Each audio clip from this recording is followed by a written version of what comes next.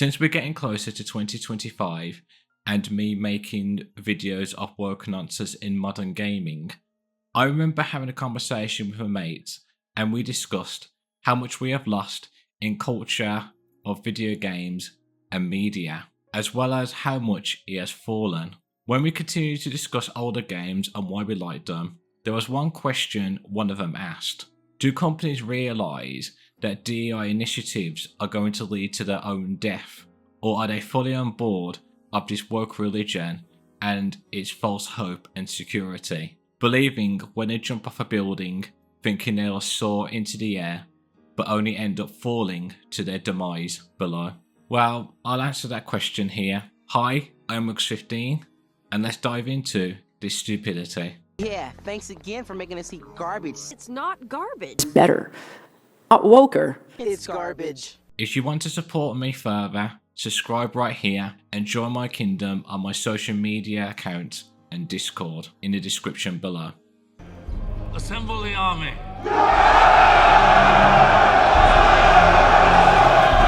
Well, the easiest way to answer that question, we have to look at what these companies are doing. First, when companies hire people who are in this destructive ideology, they are fully on board of it regardless, even if they are naive or stupid.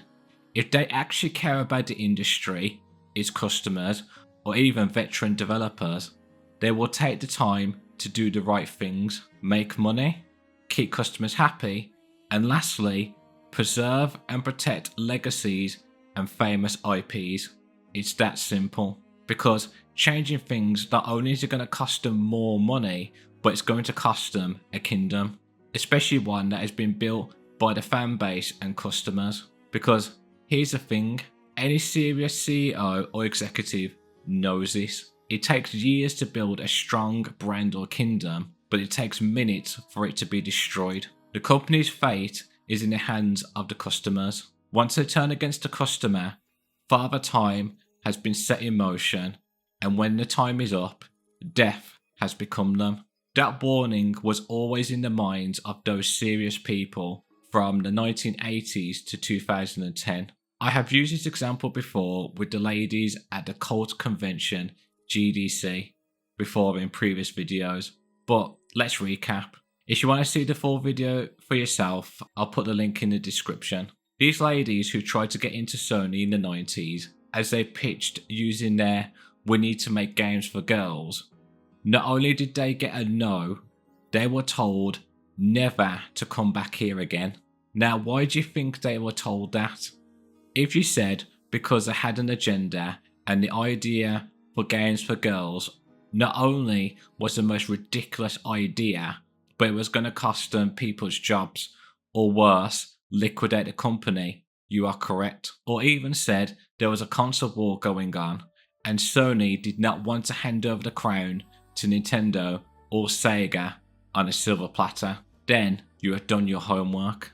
That shows you are a realistic and serious person. Back in the day, we had serious people. We had people who were there to make money, and by doing that, they were appealing to the main demographic audience. They were not interested in political agendas or making themselves look virtuous with petty pigeon virtue signaling. I give it an A.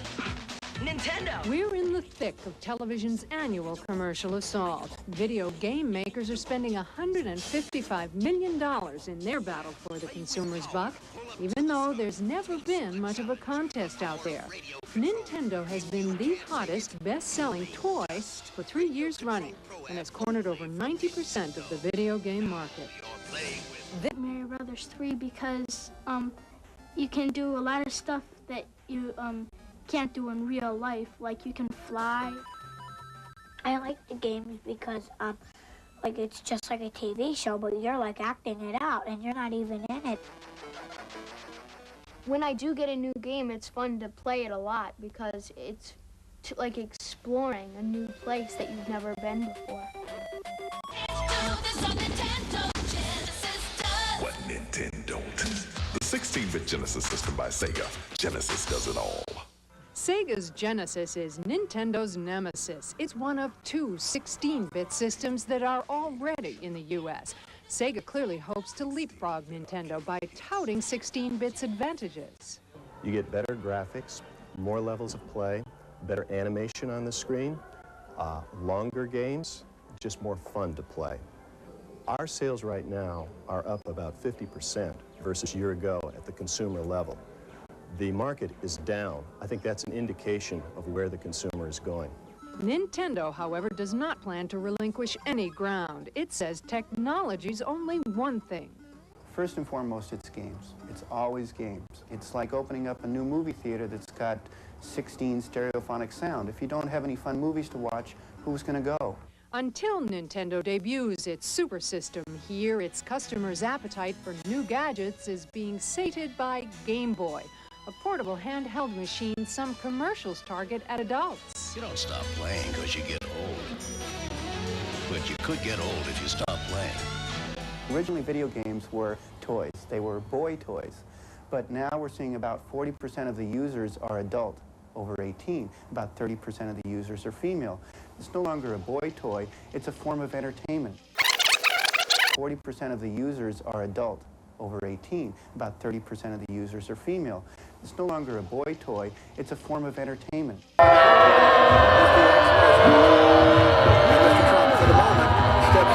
They needed money to stay afloat, and in order to get that money from customers, there were 4 key pillars they had to abide by to keep the company strong and grounded. 1. What does the audience want? 2. Is it achievable and can we afford it? 3. Which people have the right merit for the job? And 4.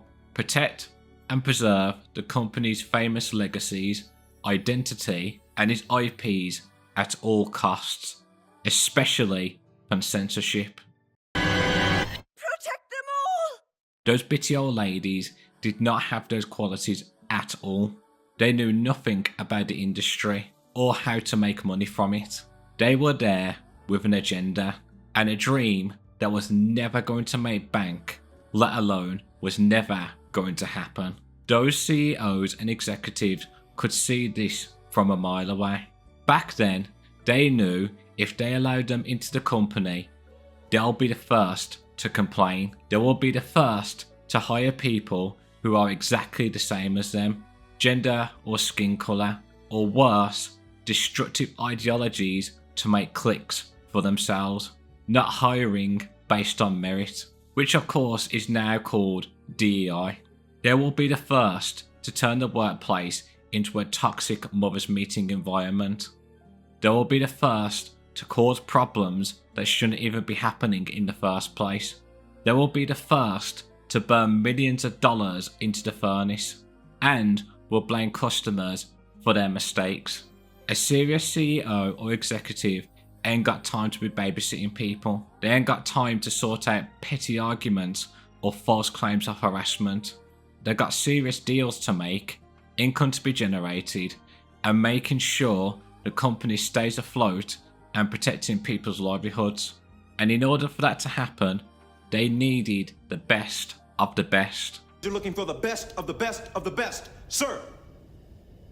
When you hire the best of the best, they already have those 4 pillars within themselves. You don't need to remind them or babysit them or be like those HR Karens looking over people's shoulders constantly. Even in the video, those ladies even had the nerve to ask them the most ridiculous and concerning questions like, where are all the women? Even though they have seen their receptionist and security guards that happen to be women.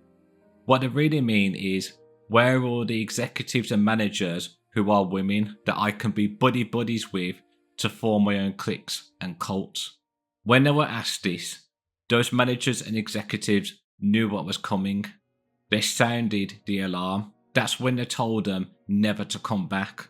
Also back then, those executives and CEOs would be telling other gaming companies that if they see those people trying to get in or pitch to them, to give them fair warning as well. But for those companies that did not heed the warning, were all liquidated, bankrupt, and bought by other companies or studios. Layoffs were imminent. Firings were everywhere, left, right and centre. Anyone stayed with the sinking ship were naive and wasted their time. To give an example of this, let's take Lara Croft, one of the most cultural, influential video game characters of all time from the 90s and onwards. You still have gamers that play and speedrun Tomb Raider games and even make their own levels and randomizers. But in the start of the 90s, it had its controversies because you had feminists like Germaine Greer who criticized her as an embodiment of male fantasies. The journal Leonardo noted some feminists' negative reaction to her design, and I quote, "Though males were identifying with their feminine side through Croft, she reinforced unrealistic ideals about the female body. Even women like Heather Gibson, who was a level designer and graphic artist, got a lot of flack. As feminists said, it attributed the sexism to participation from Eidos Studios' marketing department. The magazine editors also criticised Core's design's hypocritical attempts to downplay the character's sex appeal in public statements while releasing advertisements prominently featured Lara Croft's sexuality. But here's the gaming magazines who defended the design of Lara Croft. In 1996, Electronic Gaming Monthly argued that rather than altering the state of women in video games, Croft simply continued the trend of female characters in video games being largely breasted and scantily clad in an effort to appeal to the predominantly male gaming audience. PlayStation Magazine staff commented that Croft could be seen as either a role model for young independent girls or an embodiment of the male adolescent fantasy. Cohen affirmed that despite blatant male appeal, Croft garnered a serious female audience. Eidos estimated by 2000, female consumers comprised 20 to 25% of Tomb Raider game purchases. Jeremy Smith argued that the series attracted more female players to video gaming, especially in Japan. So after all the critiques, big question: what was the difference between the people who attacked Lara Croft's design and trying to guilt trip the company and other consumers into thinking that the game is for horny men that will see Lara as a sex object, to the people who are defending it and didn't listen to the attackers? Yep, the defenders were the core audience, and they are video gamers. The attackers that hate Lara Croft for her sex appeal were not the customers. Women attacking a pixelated woman because she's attractive?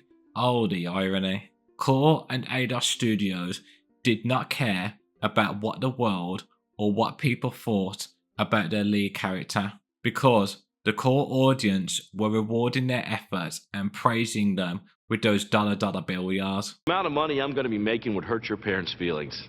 You remember the class where I taught you all how to make it rain? That's what I'm going to be doing every single night. Dollar bills, y'all. Since Lara Croft was a cultural icon, from having products named after her, from postage stamps, chocolate bars, Lucasade, figures, and even toiletries. And let's not forget Hollywood making Tomb Raider films. You even have a road in England, Derby, called Lara Croft Way. Jobs were generated, and the public and video gamers were having fun. The scaremongering from feminists did not work. Let's say Tomb Raider was not successful or widely acclaimed at all, but it still had a cult fan base. Would those feminists and bitchy old ladies go off attacking the franchise? Would they put so much energy and time ranting and raving about it? Of course the answer would be no, because they won't be getting any attention to themselves, and their agenda will not go mainstream. Why did those activists go after Heather by constantly talking about her? They may be mentioning her, saying it's nice to see a woman in the video gaming industry, but they did it in a way putting Heather in a negative light, because of course they wanted to guilt trip Heather and try to enforce their ideologies onto her so she can become the Trojan horse, so these feminist progressives can invade into the industry. And thank God it didn't work, and it didn't face Heather at all, because she continued with her own main focus on giving the gaming audience what they wanted. Oh, and here's a fact for you. Did you know Heather did some voice lines for Lara, especially her grunting noises when you push and pull blocks? You see where I'm going with this? The people who attack the video game industry or want things to change for them were never interested in the gaming culture or the video games itself. They don't appreciate the art or how it moved people's souls. It's all about them and wanting to be busybody Karens to force their behaviours and beliefs onto people. If they get into the industry, they don't care if the products they force to put out don't make money or even cost people's livelihoods. They don't care if they disrespect IPs and the customers. They don't care if they destroy and bankrupt a company. Once they get in, they will always have a way to get back in again. Once you're in, you're in. I mean, by gaslighting and guilt-tripping methods, as always, because some weak-hearted moron caved and didn't tell them an absolute no and reinforce the barriers. Oh, won't somebody please think of the children? It's a game just full of, like, terrible, shitty things happening to women. This would be appealing to someone who's never spoken to a human woman. I wrote a blog post a while ago about why I f***ing hate video games, because this is what it does. It appeals to, like, the male fantasy. Think about the children. Think about how many lives this is going to save for our message. It's going to harm women, they commonly say. I myself will always counter that by saying, well, since the main customer demographic is boys and men, why aren't they complaining about unrealistic body standards for male characters in video games? Oh, right, because they actually love it, and it inspires them to be the best versions of themselves, or even to go and lift some weight. But those people do not want to hear the answer, and unfortunately for the people who don't care about the video game industry, they have allowed those narcissistic people in and caused the ripple effect. But not only one con artist or activist is going to do this, they have now become a swarm that is increasing further and further until the dam or the wall is penetrated and the DI flood has consumed everything. As we see Lara Croft today, the damage has already been done, and oh boy, how much of that IP has fallen.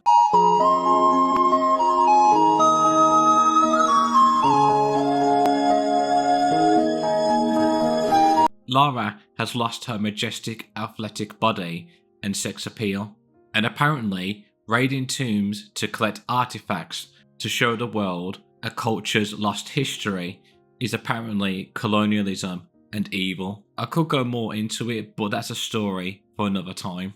Another example is stupid politicians to get offended over something to use it for their political agendas. In the 90s, with the hysteria of satanic panic, rock and roll was degrading to women, and now video games turned kids or adult men into violent psychopaths, or they just flat out not like the video game industry, wanted to control everything and how they want people, or worse, parents, to behave in a well-defined way and infect that into their own children. Remember Joseph Lieberman, who wanted to look good and virtuous for his upcoming Connecticut Senate race in November 1994? But just like sleazy politicians do best, he was looking for something to drive up attention for his campaign, and he found it. When his son showed him Mortal Kombat, violent video games were evil, and the whole of America had to know about it.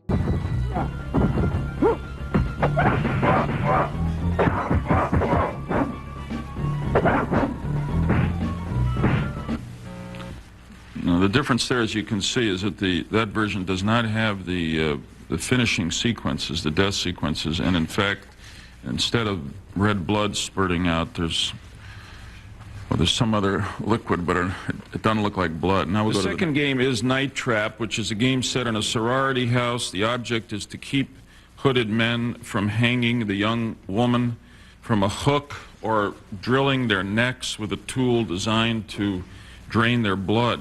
Night Trap uses actual actors and achieves an unprecedented level of realism.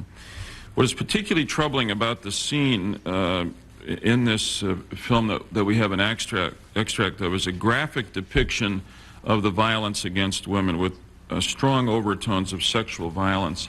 I find this segment deeply offensive and believe that it simply should be taken off the market.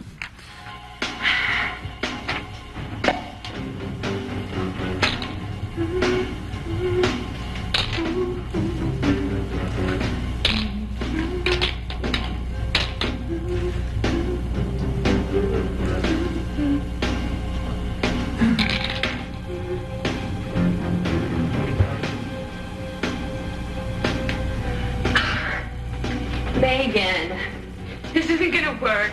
You're not hearing me. Wait. What are you doing now? Megan,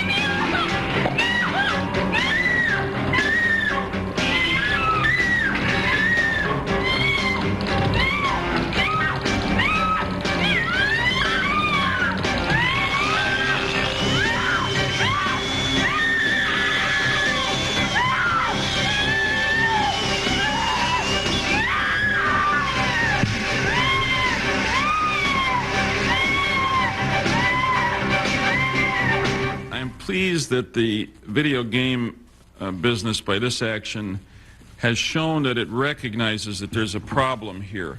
A credible rating system will help parents determine which games are appropriate for children of different ages, and that is exactly what our proposed legislation contemplates. But I must say here that creating a rating system is, in my opinion, the very least the video game industry can do, not the best they can do. It would be far better for America's parents and children if the industry simply kept the worst violence and sex out of their games. And thank God, Sega and other commercial execs did not bow down to Congress, because they knew it will cost them their jobs and everybody's livelihoods. A politician trying to destroy someone's business or hobby to seek validation and votes?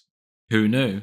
But let's take a look at two examples of these CEOs, Howard Lincoln, President of Nintendo of America, and Bill White, President of Sega of America. And let's see how they handled things. Let me turn to Mortal Kombat. To meet our game guidelines, we insisted that one of our largest licensees, Acclaim Entertainment, remove the blood and death sequences present in the arcade version of Mortal Kombat before we would approve this game. We did this knowing that our competitor would leave these scenes in, and with full knowledge that we would make more money if we included the offensive material. We knew that we would lose money by sanitizing Mortal Kombat, but sanitize it we did. And unfortunately, I must say that we have been criticized by literally thousands of young game players for insisting that the death sequences be removed from this game. The letters and the phone calls essentially say, leave in the violence, you're censoring.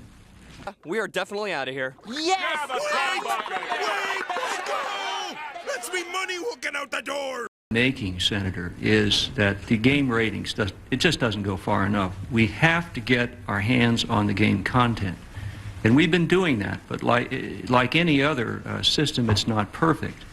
Let me make just a couple of other points. I can't sit here and allow you to be told that somehow the video game business has been transformed today from children to adults. It hasn't been, and Mr. White, who is a former Nintendo employee, knows the demographics as well as I do.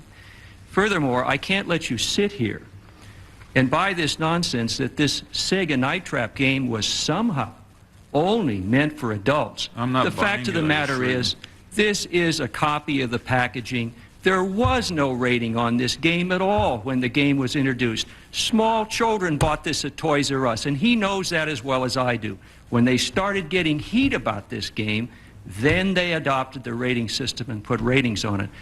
But today, just as I'm sitting here, you can go into a Toys R Us store or a Walmart or a Kmart, and you know as well as I do that you can buy this product and no one, certainly no sales clerk at retail, is going to challenge you.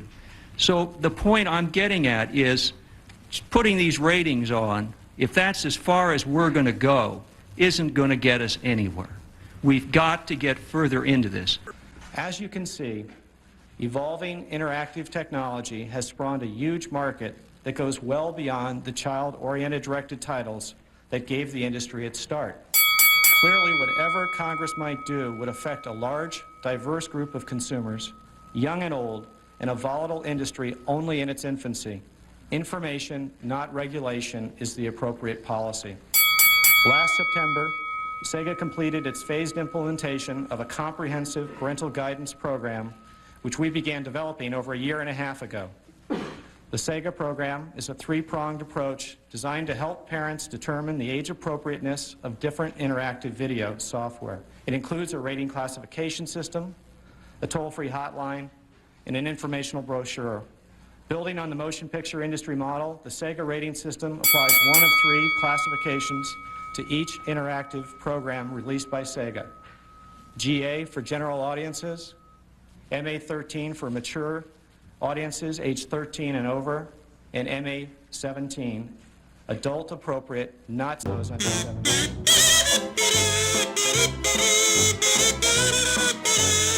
The hardest job of all in your arcades and other facilities, but what if there is a rating system on the video games? Are your members in a position to start to try to exercise some influence on what, for instance, if a 10-year-old goes up and starts to play Mortal Kombat or Night Trap, can you do anything to stop him from doing that? Again, one more time, first of all, Night Trap isn't out in coin-op, and Right. so that's not an issue. A Mortal Kombat, in answer to that question, absolutely no way. The coin-op is spread literally every small town in the United States.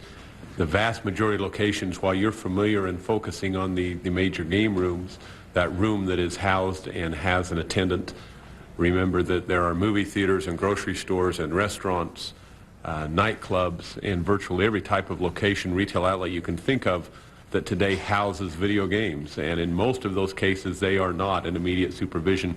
And under those scenarios, as an example, if you were to rate Mortal Kombat and say it is absolutely not to be played by anyone under the age of 17, in the commercial arena, we have no way of enforcing that short of simply not placing the game. And in some cases, you're doing that in response. Your members are doing that in response to And that's what we're saying from the pressure. coin-op side. The market pressure is causing that. Let's face it, we can sit here all day and talk about morals, but the reality of the business world out there, and unfortunately in many cases, is driven by economics. Okay. And economically, our people are being forced to pull them. Sit here all day and talk about morals, but the reality of the business world out there, and unfortunately in many cases, is driven by economics. And that's a fact. Howard Lincoln is the poster child for a spineless idiot of a CEO.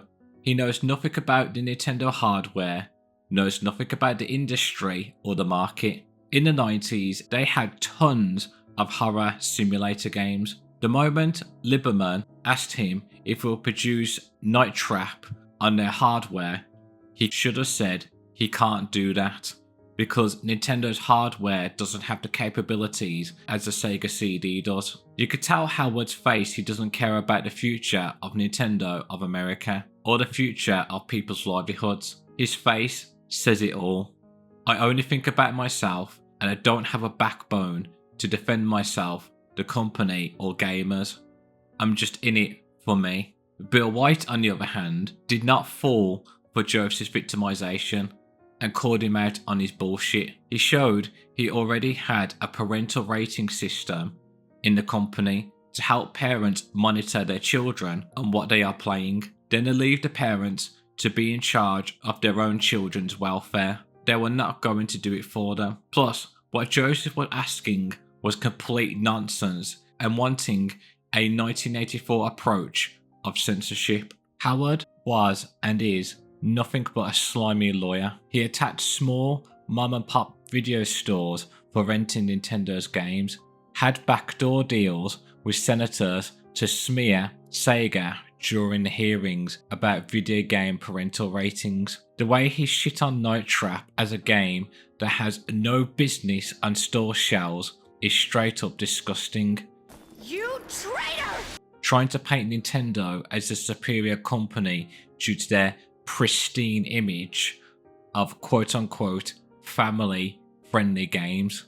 This was only a year shy of realising that this is the reason why it cost them sales, and to put on an uncensored version of Mortal Kombat 2 showed otherwise, due to market pressure, and money obviously was priority.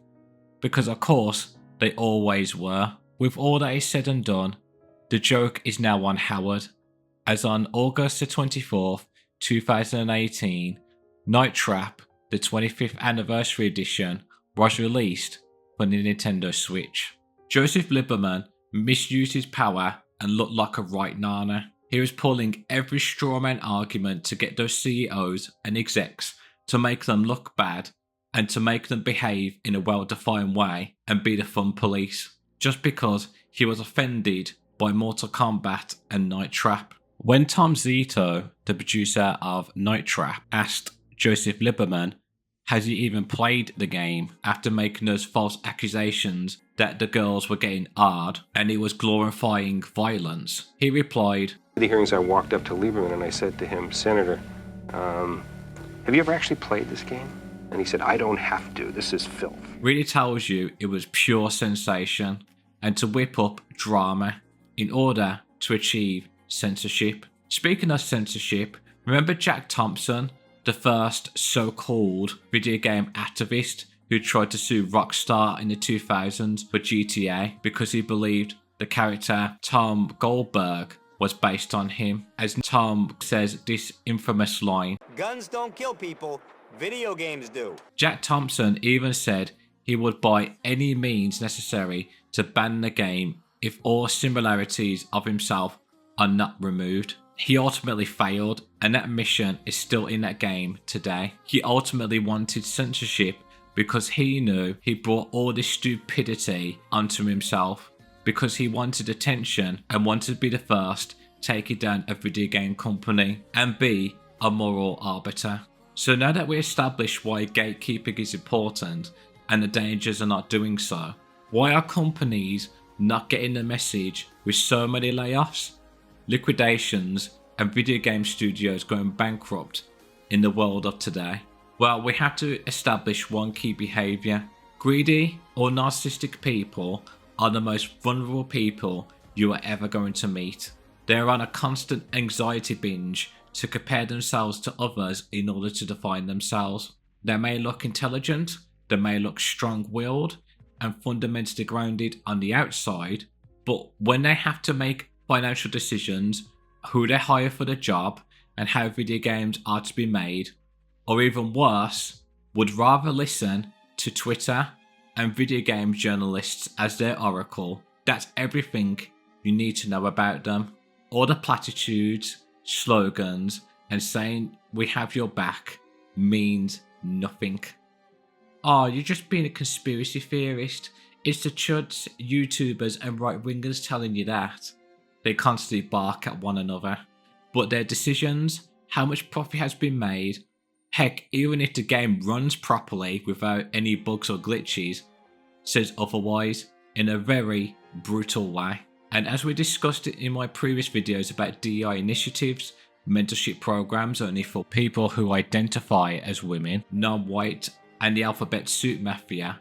Oh, and only hiring people who come fresh out of college or university indoctrination camps with Marxist and communist seeds sowed into their hosts. Therefore, strongly proves they only hire people who look like them, speak like them, have the same ideas as them, are only allowed in this industry. Anyone that shows a fraction of critical thinking, being very blunt, able to make serious handmade quality shit, Yeah, well, this is handmade quality shit we're talking here. or who are mentally stronger than they are, has to be fired, removed, blacklisted, and cancelled. All of that painstaking effort from 2010 onward shows this. They are fully invested in this ridiculous crusade of grandiosity and validation. When it comes to grandiosity, with these greedy and narcissistic CEOs, game journalists, and even DEI hires themselves, every decision that they make, no matter how ridiculous or evil it is, they will say, I can do anything, because I am entitled to. And even if I fail, and it was my own fault, I will blame the gamers, YouTubers, and society for not conforming. They always out to get me.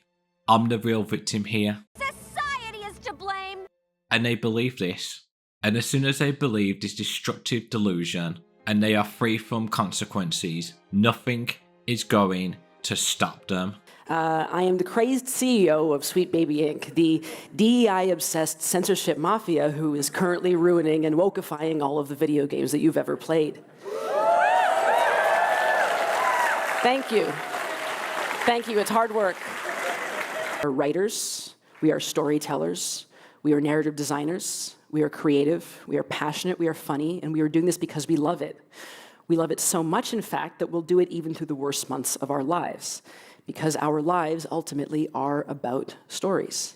Their so-called journey or plans for meeting DEI quotas and putting minority representation in video games, bearing in mind it's already been done to death since the video game industry has started, turns into a war against anyone who disagrees or slights them, has to be cancelled and their lives ruined. They will keep on going no matter how many video game studios fall beneath them, or game developers' livelihoods are destroyed in the process. Thanks to investors like BlackRock, Vanguard, the World Economic Forum and government grants, that is only going to exacerbate the problem. Really shows how dedicated they are in destroying your media, fandoms and hobbies. So as us gamers who are getting all the flack, being called chuds, right-wingers and every name under the sun, where do we go from here? How do we avoid the banshee screeches from the mental asylums? Is there a way to make our beloved video game studios listen to us again? If they're still around, that is. Look around for the past 14 years. After so many layoffs, bankruptcies and video game failures, and stocks becoming worthless, DEI, representation and ESG, which really is a narcissistic validation political project that leads to nowhere and destroys a human psyche. Do you think these studios get the message that they have been conned? Absolutely no. Avoiding the banshee screams, on the other hand, unfortunately, you can't avoid. Now, before you start going crazy at me and thinking that I'm being hopeless, there is a solution to this. Remember the phrase, money talks and bullshit walks? Yes, money is the biggest voice and the biggest demonstrator on how successful a business is. A gamer's money is the catalyst that determines the fate of a video game company. So yes, gamer, your money is your voice, and not giving it to those companies shows you have the moral high ground. At the end of the day, a company is there to serve its customers, not the other way around. Remember that Stevie Chezard who behaved like a 5-year-old crybaby who didn't get what he wanted and thought he was above the customers, and wrote that pathetic post of why we should stop hating Ubisoft and try to guilt trip us all. In a normal world, not only would this guy be fired, but he'll be ostracized from not only from video game studios, but other companies. He would forever be immortalized in the corporate world as the grandiostic 5-year-old in a 30-year-old's body. Companies are not prepared to take that risk. But no, Ubisoft brushed it under the carpet and is still there. I bet those HR Karens gave him warm milk and cookies while stroking his head saying, "Ah, it wasn't your fault. You were just looking out for us and the company's best interests." And you wonder why Ubisoft and many other studios are in a mess today. You have so many Karen women who are now in charge, being mothers to 20 to 40-year-old men. It's just one big kiddie corral centre. When you establish that vision, those banshee screams echo quieter and quieter to the point you can sleep silently through it like a log, because whatever they say has no meaning or value. If you want your voice to be even louder, I say go and support indie gaming studios, the ones that have the gamers' best interests. Go and support other fellow gamers and play the old classics with each other. Heck, do some YouTubing and streaming of old games and do discussions like I'm doing right now. Or preferably, if you got the time, patience and endurance, go and make your own video games, as there seems to be a massive increase in indie studios lately. Speaking of which, there's also an astronomical increase of gamers saying we are tired of listening to the bullshit from video game studios and journalists telling us what to think and trying to censor us. And it's time to take back what's ours. And I say, Don't start without me. by doing that, to those activists plaguing video game companies, I am a video gamer, not a soulless consumer. If you can't deliver the truth and beauty of escapism in video games, then my wallet is closed, my patience has snapped, and this conversation is over. When it comes to gatekeeping, you are preserving something sacred and special. If you are a true fan and you are invested in something, or even you're the one that created this art, it is your moral responsibility to protect it, especially from outsiders who will love to twist and turn them for their own selfish benefits. And if you don't, well, you'll get the fail guard. But Wuxie, you might add, how do we get those $1 million video game companies to listen to us fans? Well, just like I said, you can make your concerns and your voices heard by not buying or watching their shows and products. By doing that, they may listen and turn the ship around, which is a slow and painful process for a company if they decide to get their fan base back. But if they don't want to listen, well, it's time to abandon ship and find something else. But in order to separate the fans from the outsiders or even tourists, all we have to do is look on how they view the product or show. If they use the political buzzwords like representation, sexism and racism, immediately they are not a true fan, and things will be at risk if they start demanding things in the fandom to change for them or for their own agendas and interests. When it comes to fans, they never focus on the character's race, skin colour or any of that nonsense.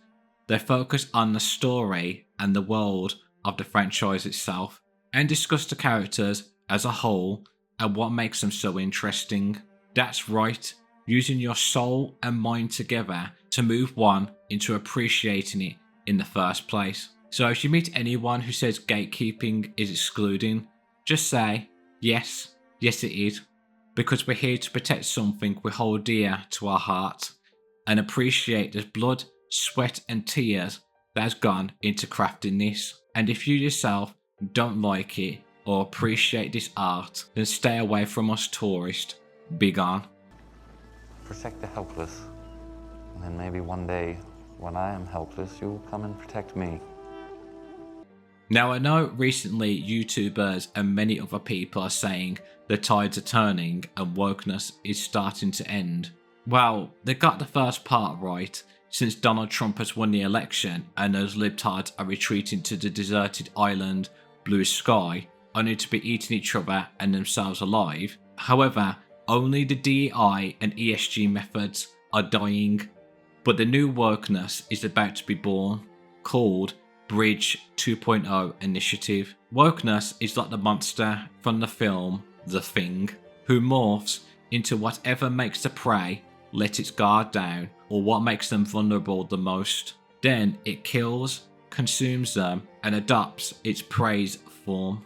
But its only weakness if it has its blood tested or set on fire, or if people keep track of its mutation tactics. For us gamers, we do the same thing.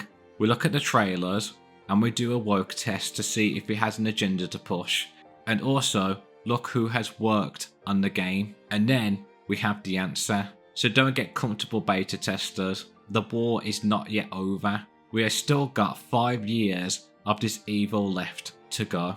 In conclusion, as my dad always said, don't focus on the things you can't control, focus on the things you can control, because you can't save a video game company or a franchise or a video game community who doesn't wish to be saved by its fans, and you'll be on the same level as them, on a one-way ticket to being broke and losing everything. So you won't save everyone after all. Do you think you can live with that? I can't save someone who doesn't want to be saved. If you do have a kingdom of your own, it could be a Discord server or even a franchise of your own. Using the tactics as we discuss, you can spot those trying to invade your kingdom, and then it's your sacred duty and kick them out as far as possible, figuratively speaking that is, and continue to preserve the wall. This is Wilkesy15 signing out. Really appreciate that. And honestly, like, you hint at something there, which is, I think a lot of people have been waiting for a long time to understand exactly what this game is. Yeah. Mm-hmm. And I am so grateful for the patience that our fans have had, right? It's not been a particularly clear picture. Right. Until now. And even then, it's hard to get a really good understanding until you just play it, right? And so I'm so grateful that, folks like you are coming in and getting a chance to get your hands on it and go, okay. I believe that when me shit turns purple and smells like rainbow sherbet.